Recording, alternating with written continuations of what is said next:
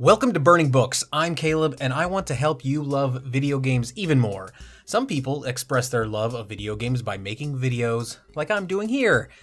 But doing so means tempting the brackish depths that is the comment section. Down there.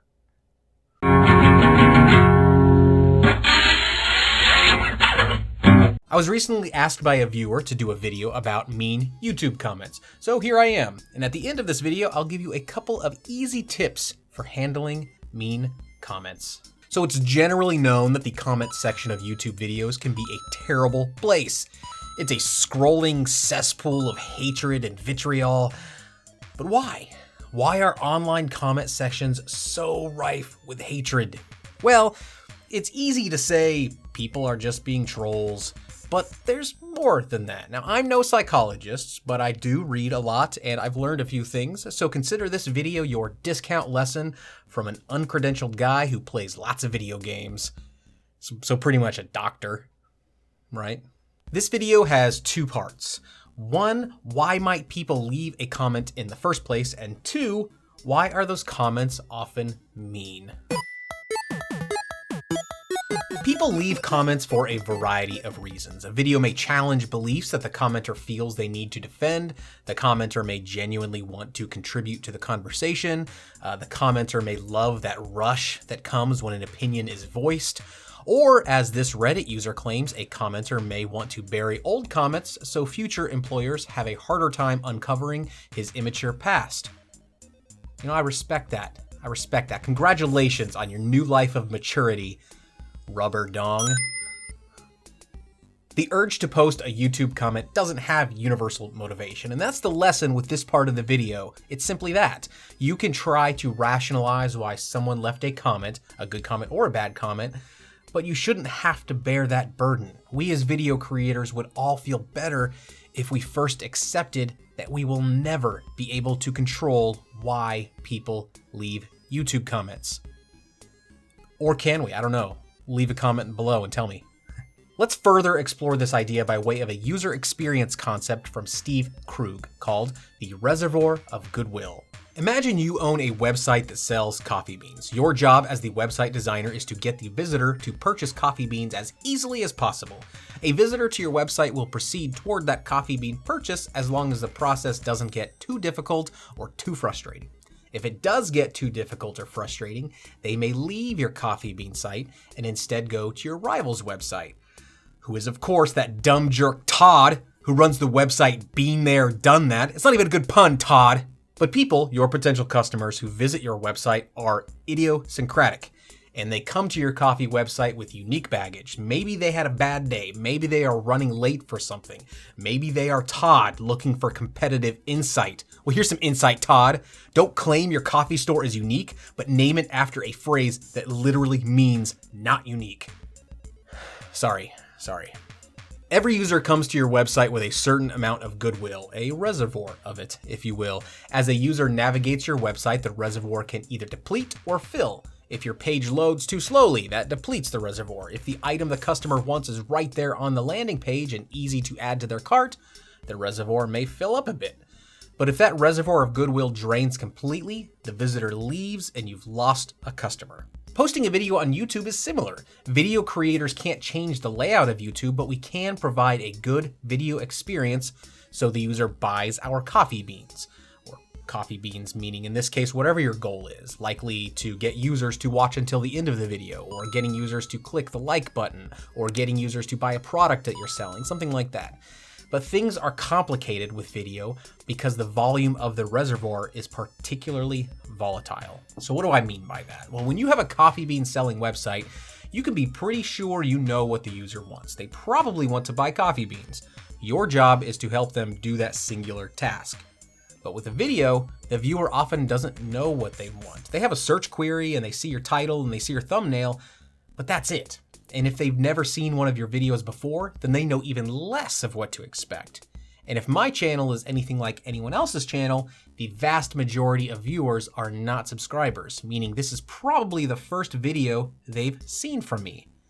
Hello, non-subscriber. You are equally as welcome here as are the subscribers. So back to the idiosyncratic nature of people. Some viewers will react with more aggression when friction causes their reservoir to deplete.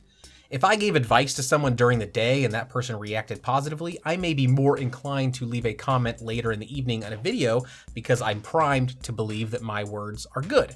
If I've been berated at work today for some mistake I made, I may also be more inclined to leave a comment because I want to regain a sense of importance. But just as likely, those two scenarios could make me not want to leave a comment. Again, people are idiosyncratic. So the whole purpose of this video so far is to simply say that you, as a video creator, cannot control whether or not people will leave a comment. You can only have a goal in mind and design an experience to help reach that goal. That's it. And that should be freeing. It should be nice to know that you aren't meant to control everything. That's one less burden to bear, right? So once someone decides they want to leave a comment, why are those comments so often mean? Well, one reason has to do with a concept called Deindividuation, which just so happens to be the topic of an entire video I created. In that video, I speak of why online gamers are so mean, but I think the idea is the same for online commenters. And rather than rehash that video, I present a portion of it to you now. Past Caleb, take it away. The word to focus on is de-individuation. De-individuation is the process where a person's identity fades as group dynamics take over and begin to influence the person's behavior. De-individuation is what causes a generally rational and non-confrontational person to become a terrible, rude reference point for when parents and lawmakers tell us online multiplayer video games like League of Legends and Call of Duty are turning our kids bad. This happens in two ways. One, reduced social accountability, or the "you can't see me" effect. Two, reduced self-monitoring, or the "I can't see me" effect. Reduced social accountability in terms of online multiplayer games boils down to anonymity. As Jamie Madigan says in his book, Getting Gamers, The Psychology of Video Games and Their Impact on the People Who Play Them, we feel reduced accountability from those around us because we're in a group, because we're anonymous, and because there are unlikely to be repercussions for our misdeed. In 2010, Blizzard, the company behind World of Warcraft, a huge MMO, massive, if you will, tried curbing this effect by requiring users to use their real names rather than made-up screen names. The idea being that if users no longer had the ability to hide behind fake names, they would feel more accountable to their actions. Players were very unhappy, and Blizzard changed course just 3 days later. In 2013, Google tried the same thing with YouTube commenters. That policy lasted a much longer, but still ultimately temporary, 8 months. Reduced self-monitoring, the "I can't see me" effect, is in my opinion much more interesting than the "you can't see me" effect. This is when a person adopts the motivations of a group as justification for her own actions. The "everyone else is doing it, so it must make sense" mentality. Probably the most well-known study involving reduced self-monitoring is Philip Zimbardo's Stanford Prison Experiment, where college students played as guards and inmates in a mock prison set. The idea, in short, was to see how each student would adapt to their roles. Very quickly, the guards began to abuse the inmates, and the inmates accepted the abuse. The experiment was abandoned within 6 days. So it's our own human psychological makeup that allows us to become monsters when we play online multiplayer games. But humans are also capable of learning and reacting with intent. So next time you're playing games online, be nice. And don't take it personally when some rude player tells you to eat a wiener.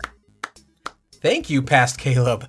Great work, and a great shirt, by the way. I hope this video helps at least some creators out there accept the inevitable nastiness that comes to their YouTube channel comments. And I'll leave you with 2 pieces of advice. Number 1, don't forget the positive comments you receive.